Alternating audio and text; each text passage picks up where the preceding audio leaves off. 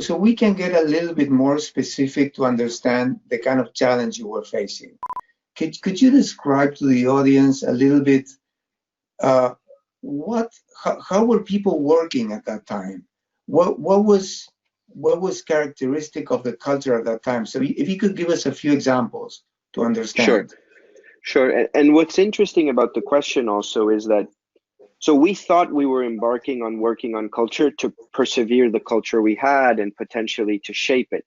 What was fantastic about engaging in this process was that it taught us a lot more than we ever imagined we would about the ways we work, the ways we lead, how we build products for our consumers, both the good and the bad, right? And then also about ourselves as leaders. And I'm sure we'll get into that as well as the conversation evolves.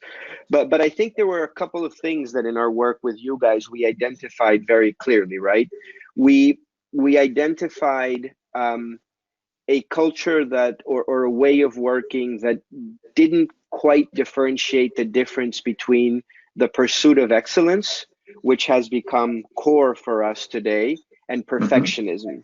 And they're different things. And I think when we were able to unlock that and explain to people that we were not looking to achieve perfection, that was generating fear, it was generating unproductive iterative work, but we were simply in a general pursuit of excellence.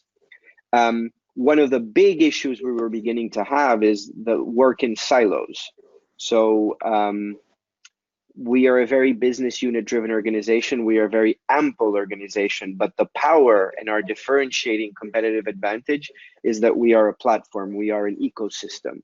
And for that to really be brought to full force for our users, we needed to break down silos. I think human beings are naturally at times tribal. And so really driving through that ecosystemic perspective as a core cultural value was one of the transformations. How we approached our users and how we worked for their benefit and focusing on them, and what it was that we were trying to accomplish for them, which at the end was adding value to our users is why we are here and our purpose. And then the final one is, I'm convinced that one of the successes of Meli has always been the quality of its people, the human capital. Now, the shadow to that, the more complex side of that, is when you have a lot of very intelligent, very ambitious, very bright people in a room, you tend to have a lot of people who know. And for innovation to occur, for growth to occur, for invention to occur, you need to develop people who are interested, willing, able, and hungry for learning. So the transition from knower to learner is one that's also very important for us. And by the way, by no means am I trying to say that we've accomplished all of these. I think this is an ongoing journey. But I think these are 3 or 4 clear examples of the things that we quickly identified and we were able to start working on.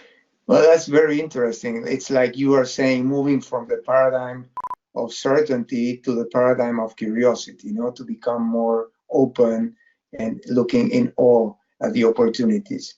That's interesting. Thank you, Pedro.